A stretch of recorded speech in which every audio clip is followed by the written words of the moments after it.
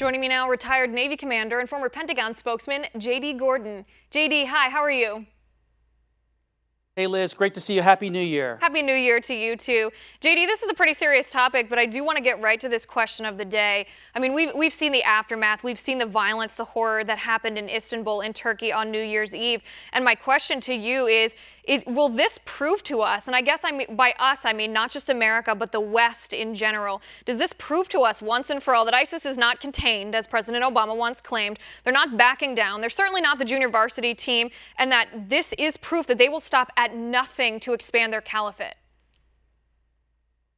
Yes, I think it does. You know, ISIS is still alive and well, as we've obviously seen in Turkey.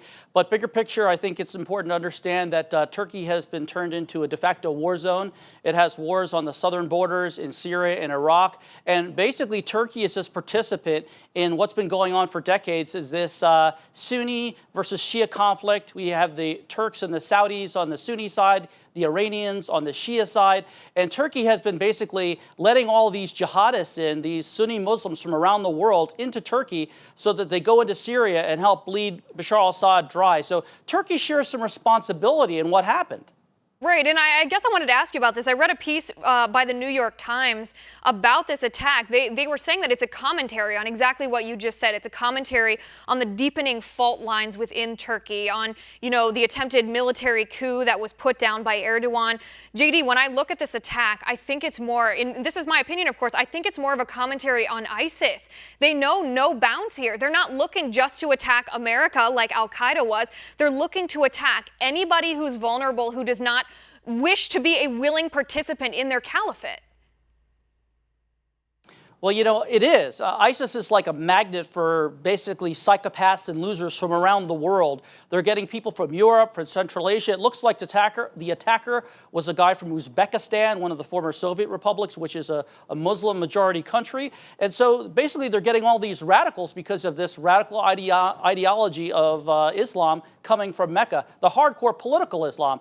Turkey has been drifting also to the Islamist orbit under President Erdogan. In fact, Turkey's official government religious authority had messages condemning New Year's Eve celebrations and condemning people celebrating with illicit activities against their norms, and they mean alcohol. So if Erdogan's trying to condemn people for celebrating New Year's like Western style, like this nightclub was doing, people there, they were from throughout the Middle East, some Europeans, celebrating in Western, a Christian style is what the Turks, the Islamists called it. So of course you're going to get attacks like this too. So again, this also goes back to officious Turkish policies. They share some of the blame.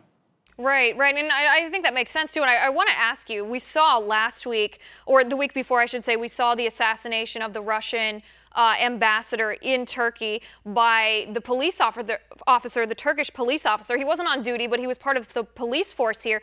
Then we see this. Is this a sign, in your opinion, JD, that their intelligence community, that their security police, whatever part of their law enforcement agencies that are backed by the government, have they been infiltrated by radical Islamists?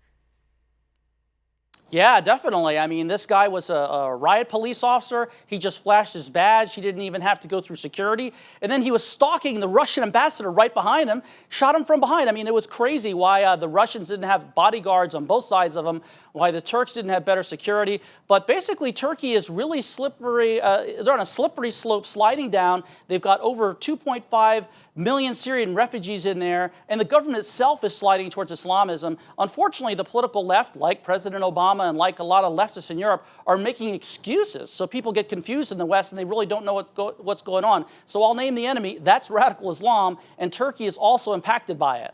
Right, and I mean, if you look at the mainstream media, even the way they're covering the Istanbul attack, they're calling him the shooter. They're talking about the weapon that he had, that he killed 39 people with one gun, as if the weapon was at fault here for the murders, when I think it wasn't. But let me go back to something you said before, JD. You talked about President Erdogan and how he has led his country into this period of turmoil, if you will.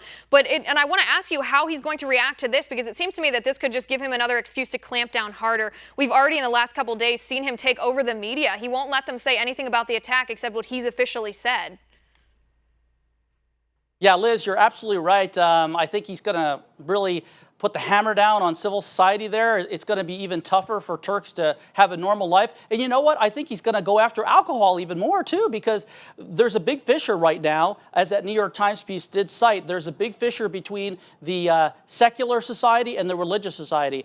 And even though the attacker was from the extreme religious right, if you will, from Turkey, President Erdogan's on that side too. So he may go after bars, nightclubs, and that's probably what the attacker would want. Unfortunately, I think Erdogan's on the wrong side of this. Right. I mean, not to make a joke here at a serious time, but if you take alcohol away from people, it's just going to make them angrier. That's certainly not the problem. It's attacking the methodology, not the ideology behind this.